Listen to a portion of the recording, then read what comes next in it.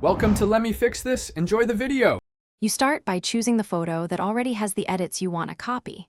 Click the image in Grid or Library so it's active. Once selected, open the Develop panel to confirm the sliders, presets, or local adjustments are present. You do this because Lightroom copies exact parameters from the active Develop settings. Next, press CMD+C or Ctrl+C to open the Copy Settings dialog. Make sure the adjustments you need are checked, since Lightroom won't guess which ones to transfer. Now you're in the Copy Settings dialog. This is where precision matters. Check the boxes for the exact edits: crop, tone, presence, color, and any local adjustments you used. Uncheck metadata or export settings unless you truly want them on the target files. You do this so only visual edits transfer, preventing unwanted captions or keywords from spreading. Once done, hit Copy.